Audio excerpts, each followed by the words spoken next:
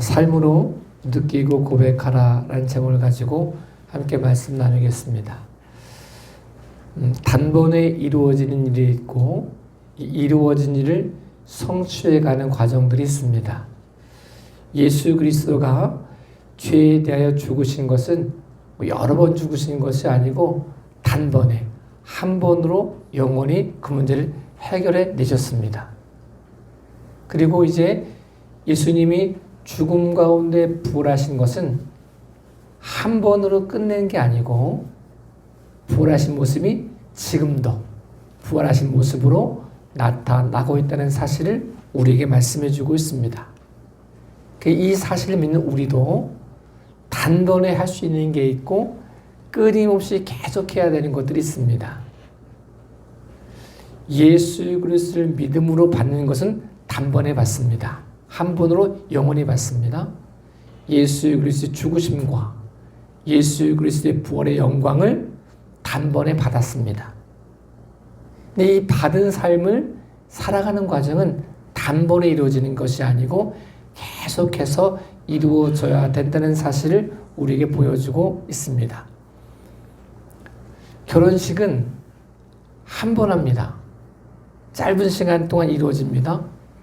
네, 결혼식이 이루어졌다고 좋은 남편이 되었는가, 좋은 아내가 되었는가, 이건 별개의 문제입니다. 둘이 부부가 된 것은 결혼식을 통해서 이루어지는 거지만 좋은 남편, 좋은 아내가 되는 것은 한 번으로 이루어지는 게 아니고 끊임없이 자기를 부인하고 그 모습 속에 노력하고 변화되어지는 모습이 이루어져야 된다는 사실을 우리에게 보여주고 있습니다. 예수 그리스도를 믿음으로 우리는 세례를 받음으로 하나님의 자녀가 되었습니다. 한 번에 되어진 겁니다. 오래 걸린 것도 아닙니다. 믿음으로 바로 얻어지는 겁니다. 내게 주어진 사건, 자녀된 삶을 자녀답게 사는 것은 한 번에 이루어지는 것이 아니고 끊임없는 과정을 통해 이루어진다는 사실을 우리에게 보여주고 있습니다. 그 예수 그리스도의 죽으심을 고백하고 내가 함께 죽었음을 고백하고 그분이 지금도 나와 함께 하고 있다는 사실을 삶으로 느끼고 고백하며 살아갈 수 있을 때 그 언약의 모습은 우리의 삶 가운데 새겨질 수 있다는 사실을 우리에게 보여주고 있습니다. 성경에 이런 표현들이 나와 있습니다. 하나님이 언약을 받았을 때 언약은 단번에 받습니다. 언약은 사라지지 않습니다. 그리고 언약이 내 삶 가운데 꽃을 피우고 열매를 맺는 과정은 필요합니다. 하나님께서 아브라함과 사라에게 말씀하신 언약이 있었습니다. 75세에 부름받은 아브라함에게 말씀하신 언약이 있었습니다. 아브라함이 먼저 요구한 것도 아닌데 하나님이 내가 너에게 자녀를 주겠다, 아들을 주겠다, 너희 자손이 하늘의 별보다도 바다의 모래알보다도 많게 해주시겠다는 언약을 주셨습니다. 그 언약은 단번에 주셨습니다. 단번에 받은 언약이 내 삶 가운데 언약의 열매를 맺기 위해서는 그 과정이 필요하다는 거죠. 그 과정을 삶으로 고백하고 삶 속에 새기고 감사로 고백할 수 있을 때 그 고백의 역사가 언약의 삶의 열매로 나타내준다는 사실을 우리에게 보여주고 있습니다. 아브라함 75세 때 그 언약을 받았을 때 얼마나 마음이 뜨거워졌을까요? 나도 이제 자녀가 없는 사람이 아니라 자녀가 있는 사람이 되어지고 그냥 자녀도 그냥 몇 명의 자녀가 아니라 후손이 하늘의 별처럼 바다의 모래알처럼 많아지겠구나. 하나님이 언약하셨구나. 이 언약 때문에 얼마나 뜨거웠을까요? 근데 이 언약이 항상 뜨거운 게 아니었습니다. 시간이 가면서 언약이 식어집니다. 그래서 그 언약이 식어지니까 이야기하죠. 그 언약 말고 내게 길리온 종이 내 후사가 될 겁니다. 그 언약 말고 하갈에게서 난 아들이 이스마엘이 내 후계자가 될 겁니다. 라고 말합니다. 나는 계속해서 아니다. 사라를 통해서 난 아들이 후계자다. 라고 말씀해 주셨습니다. 언약은 쉽게 이루어지는 게 아니었습니다. 주신 것을 받는 것은 단번에 한 번으로 영원히 받을 수 있지만 받은 바 역사가 내 삶 가운데 열매로 와닿기 위해서는, 얻기 위해서는 그 모습이 내 삶 가운데 느껴지고 고백하고 내 삶 가운데 하나님의 언약을 새기는 시간이 필요하다는 사실을 우리에게 보여주고 있습니다. 그래서 우리가 예수님을 믿는다고 말할 때 예수 그리스도의 죽으심과 내가 함께 죽었음을 고백하는 거죠. 예수 그리스도의 부활이 나의 부활이 되어짐을 고백하는 거죠. 그럼 이 언약의 모습도 마찬가지입니다. 하나님의 언약을 주셨을 때 그 언약이 내 삶을 살아가면서 때로는 그게 아닌가? 내가 잘못 받았나? 죽어짐의 역사가 있다는 거예요. 실망하고 갈등하는 역사가 있다는 거예요. 그때 내 삶 가운데 죽으면 죽음으로 끝나지만 예수 그리스도의 죽으심과 함께 죽고 내 능력과 내 공로와 내 힘과 내 모든 것이 되어지는 것이 아님을 고백하는 시간으로 가질 수 있을 때, 그 언약을 내 삶 가운데 새길 수 있을 때, 내 삶으로 고백할 수 있을 때, 내 삶을 느끼며 나아갈 수 있을 때 그 고백은, 그 언약은 반드시 성취되어진다는 사실을 우리에게 말씀해 주고 있습니다. 예수 그리스도가 죽으심으로 끝난 게 아니었습니다. 부활의 영광이 나타났습니다.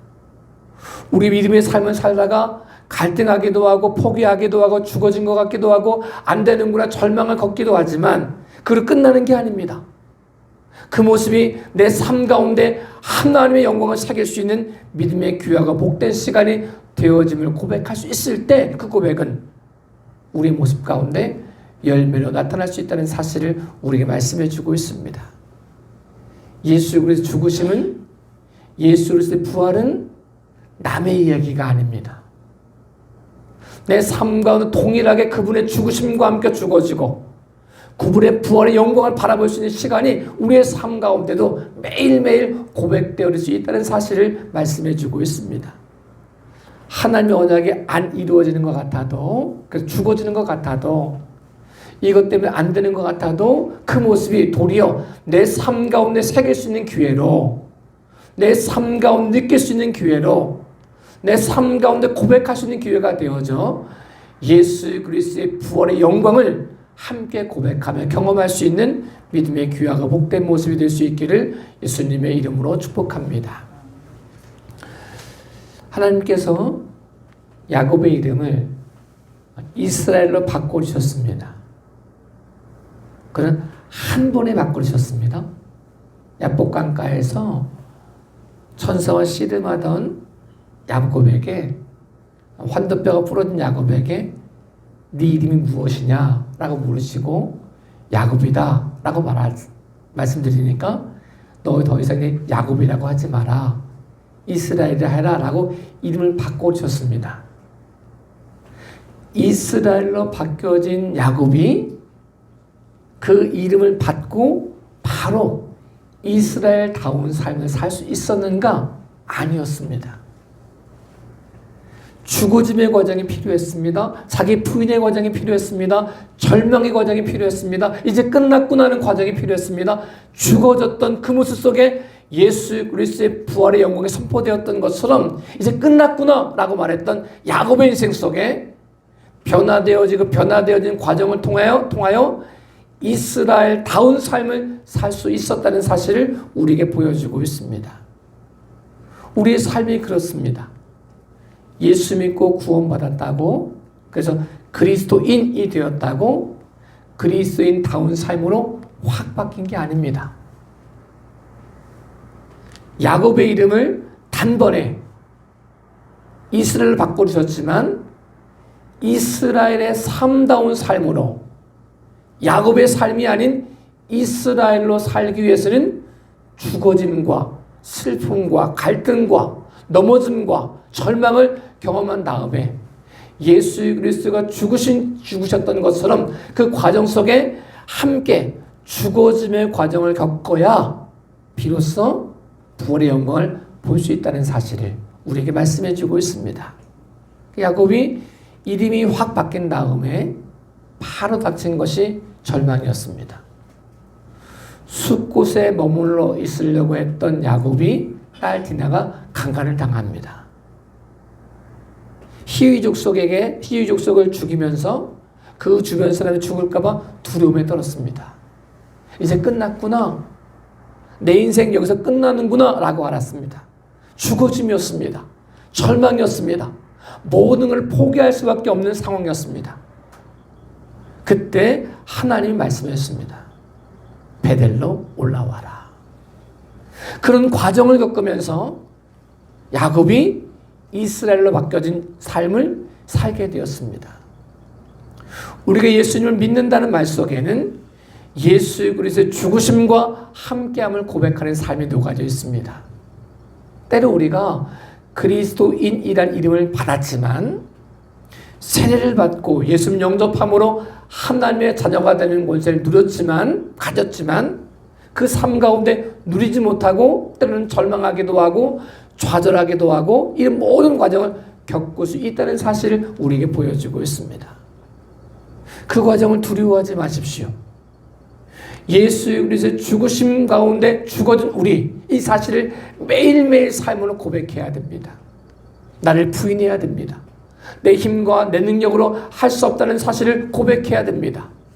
그 고백 속에 예수 그리스도의 부활의 영광이 우리에게 나타난다는 사실을 우리에게 말씀해 주고 있습니다. 하나님의 언약을, 그리스도인의 삶을, 그 언약의 삶을 내 삶 가운데 새겨 넣을 수 있는, 느낄 수 있는, 고백할 수 있는 삶이 되어져서 예수 그리스도의 죽으심과 함께 죽고 예수 그리스도의 부활의 영광이 우리에게 고백되어짐을 고백하며 승리할 수 있는 저와 여러분의 삶이 되었으면 좋겠습니다. 하나님의 언약을 받은 사람 중에 우리가 잘 알고 있는 사람이 요셉입니다. 요셉이 꿈을 꿨을 때 얼마나 기뻤을까요? 11개의 볕단이 자기를 향해 절을 하고 해와 달과 별들이 자기를 절을 하는 꿈을 꾸면서 얼마나 행복했을까요? 하나님의 언약은, 하나님의 사명은 한 번에 받았습니다. 과정이 필요했던 게 아니었습니다. 근데 이 언약이, 이 사명이 성취되어지는 과정은 필요했습니다. 그 과정 속에 죽었구나, 살았다, 죽었구나, 살았다, 이 과정이 반복되었습니다. 그가 형들에게 팔림을 받아가지고 종으로 팔려갈 때 어떤 마음이었겠습니까? 죽었구나. 그러다가 보디발 집에 팔려갔는데 거기서 가정 총무가 됐거든요. 살았구나. 업무가 막 될 것 같은데 보디발의 아내 유혹을 물리쳤는데 감옥에 갇혔습니다. 죽었구나.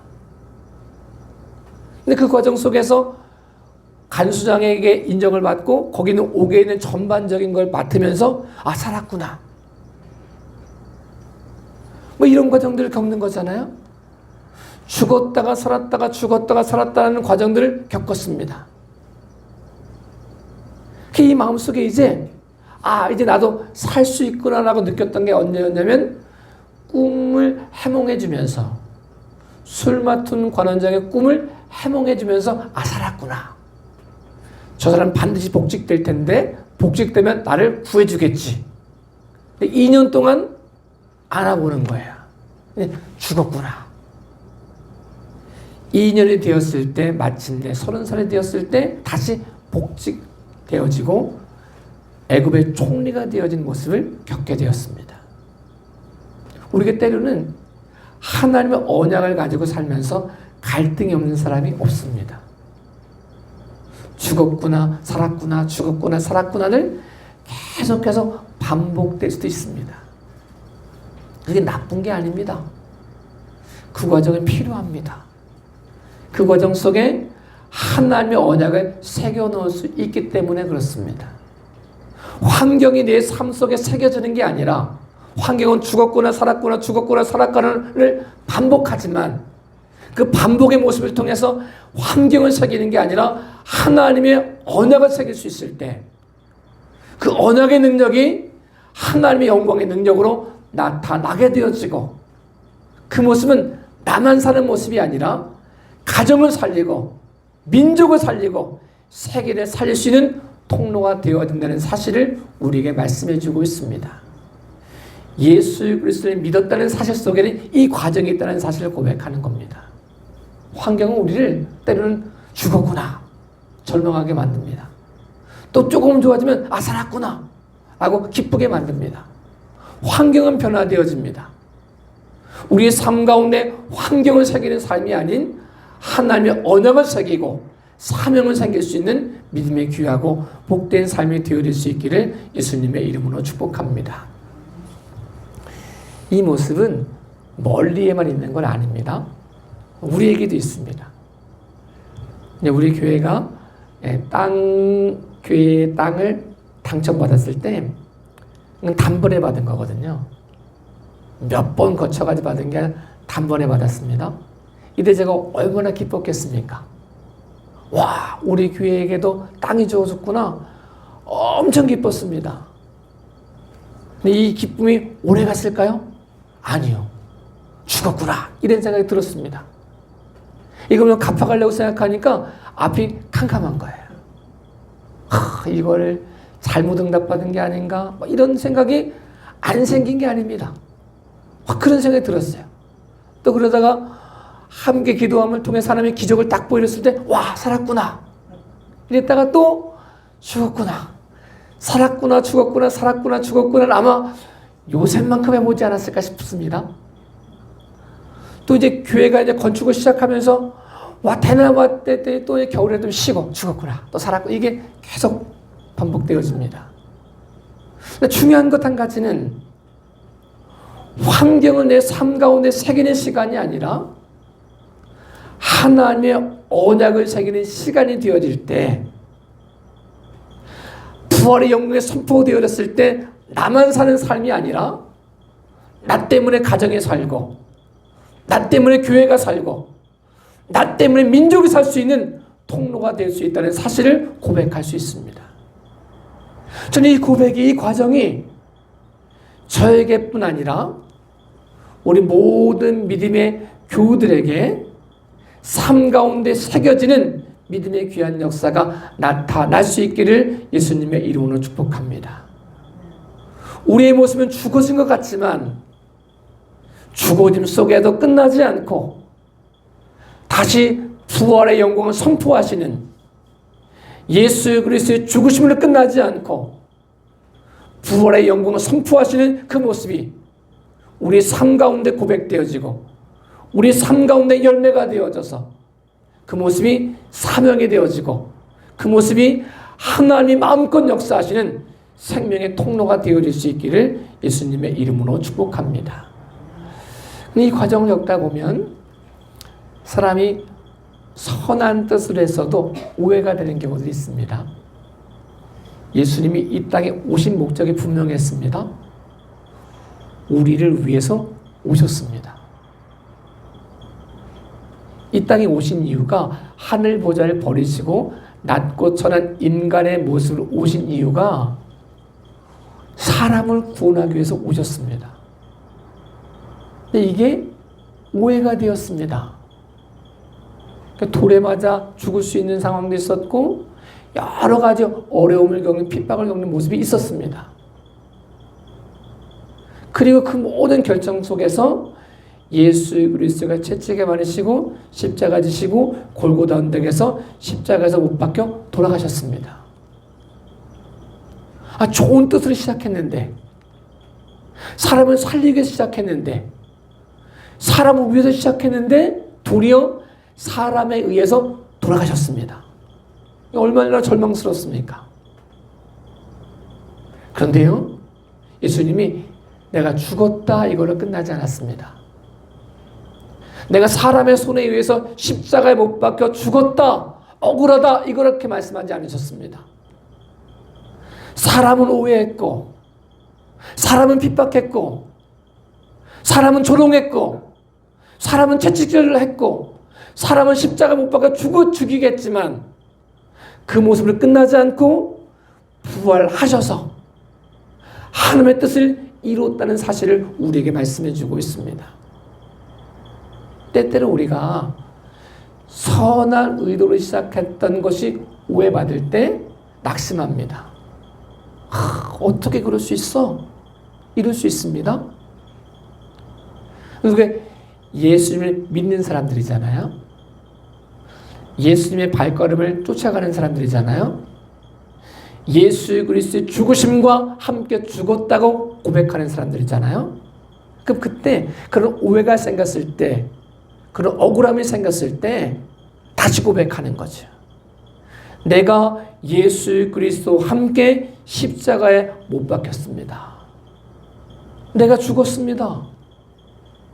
뭐 이래서 억울하고 저래서 억울하고 이게 아니라 예수 그리스도가 죽으셨던 것처럼 모든 오해를 받고 모든 조롱을 받고 모든 아픔을 겪으면서 십자가 골고다 언덕에서 십자가 죽으셨던 그 예수님이 내 삶 가운데 구주임을 고백하면 나도 예수 그리스도와 함께 십자가에 못 박혔습니다.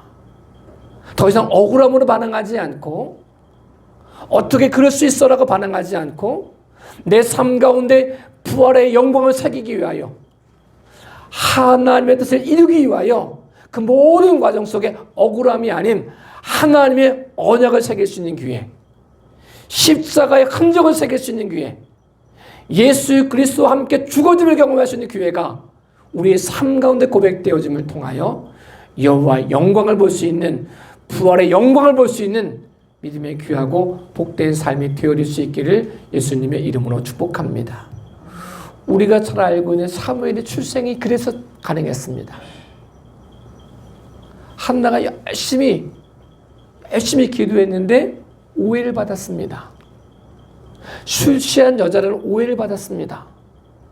그냥 지나가는 사람한테 받은 게 아니고 그 당시 최고라고 이야기되어지는 제사장인 엘리에게 오해를 받았습니다. 난 너무 억울해가지고 기도하고 있는데, 너무 마음이 아파서 열심히 기도하고 있는데, 선한 마음을 가지고 기도하고 있는데, 하나님 앞에 부르짖고 있는데 제사장을 하는 사람이 너 술 취하지 마라, 왜 낮부터 술 먹었냐, 이런 말을 들은 거예요. 얼마나 상처가 되겠습니까? 그런데 한나의 위대함은 그 모습을 상처로 자기 삶 가운데 새긴 게 아니었습니다. 말에 주어진 상처로 자기 삶 가운데 새긴 게 아니고 하나님의 언약을 새기는 기회로 만들었습니다. 그 자기 상황을 이야기하죠. 내가 술 취한 게 아닙니다. 내가 이런 억울함이 있고 아픔이 있고 슬픔이 있어서 하나님 앞에 기도하는 겁니다. 라고 이야기합니다. 그 과정을 통해서 엘리가 말하는 거죠. 근심하지 말고 가라. 하나님이 너에게 자녀 줄 거다. 하는 말을 듣고 갑니다. 그 과정을, 죽어짐의 과정을 통해서 자기 삶 속에 상처를 새기지 않고 하나님의 언약을 새김을 통하여 마침내 하나님의 사람 사무엘을 출생하는 영광의 통로가 되었다는 사실을 우리에게 보여주고 있습니다. 때때로 우리는 은혜는 물에 새기고 원수는 돌에 새긴다는 말처럼 은혜를 새기지 못하고 상처를 새길 때가 참 많습니다. 10가지 중에 9가지 잘하는 건 다 잊어버리고 한 가지 서운한 것 때문에 어떻게 그럴 수 있어? 라고 말하는 게 사람의 모습이기도 합니다. 그런데요, 예수 그리스도를 믿는 사람은 달라야 됩니다. 예수님이 억울하게 십자가에 달려 돌아가실 때 너네가 어떻게 나한테 그럴 수 있어? 라고 억울함으로 상처로 새긴 게 아니었습니다. 다 이뤘다고 고백하고 계십니다.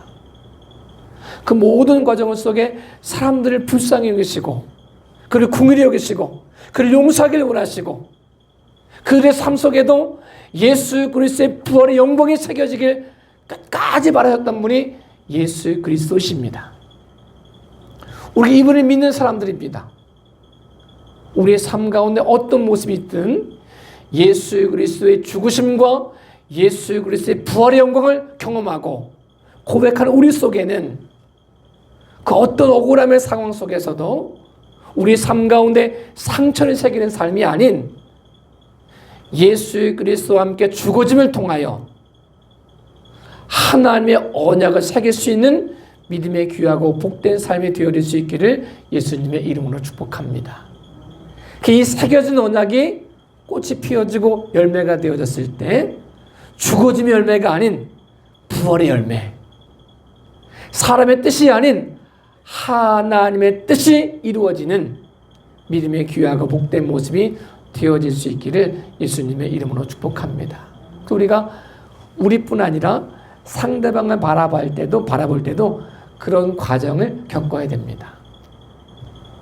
우리가 예수님의 수제자라고 이야기되어진 사람을 딱 기억하면 베드로입니다. 예수님이 베드로의 이름을 바꾸셨습니다. 원래부터 베드로가 아니었습니다. 이름이 시몬이었어요. 시몬. 그래서 시몬에게 말씀하시는 거죠. 이제는 너 시몬이라고 하지 마. 게바라고 해. 게바가 베드로거든요. 반석이라는 뜻이거든요. 이름은 한 번에 바꿔주셨습니다. 베드로라는 이름을 가지고 그 사람이 예수님 마음에 합족하게 살면서 한 번도 실수하지 않고 넘어지지 않고 살았는가? 아니요. 굉장히 자충우돌하는 삶을 살았습니다.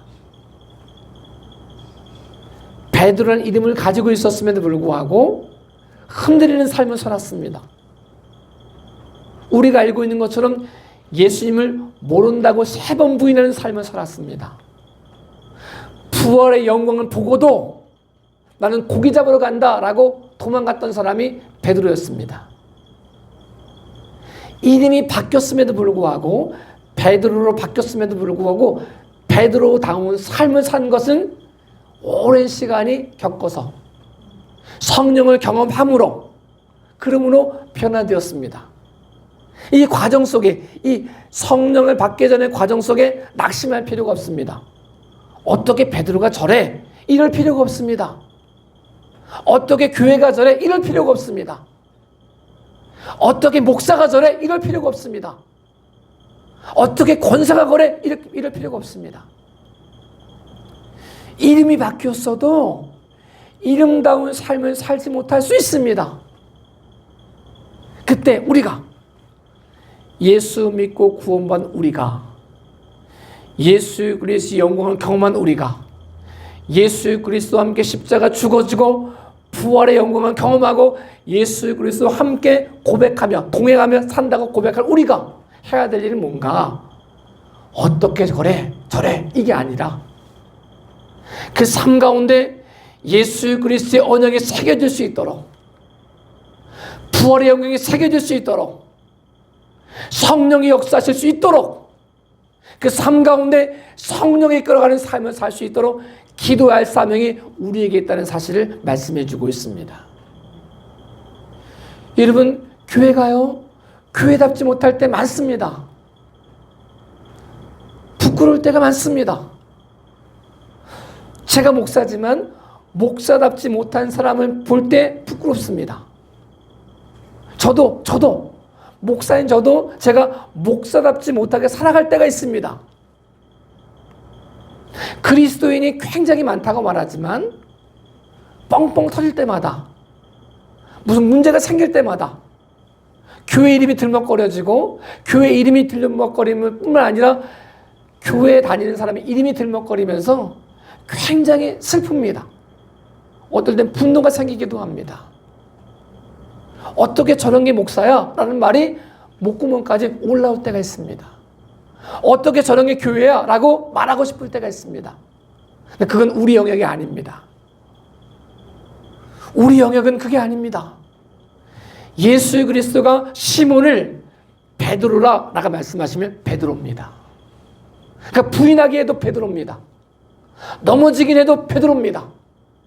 마침내 하나님이 베드로다운 삶을 살게 하기 위해서 그 삶 가운데 성령을 기름 부시고 그 삶 가운데 언약의 말씀을 새기시고 그 삶 가운데 하나님의 뜻을 이루는 통로가 되게 하실 때까지 과정은 필요할 수 있지만 우리가 제 베드로 아닙니다. 어떻게 베드로가 저럴 수 있습니까? 라고 말할 수 있는 고난이 우리에게 없다는 겁니다. 하나님의 영역입니다. 우리가 할 수 있는 것. 그가 베드로다운 삶을 살 수 있도록 기도하는 것 우리 영역입니다. 교회가 교회다운 삶을 살 수 있도록 인도하는 것 우리 영역입니다. 목사가 목사다운 삶을 살 수 있도록 기도하고 삶 가운데 실천하는 것 우리 영역입니다. 교인이 교인다운 삶을 살 수 있도록 실천하는 것 우리 영역입니다. 이 영역 속에 저 사람 어떻게 저럴 수 있어?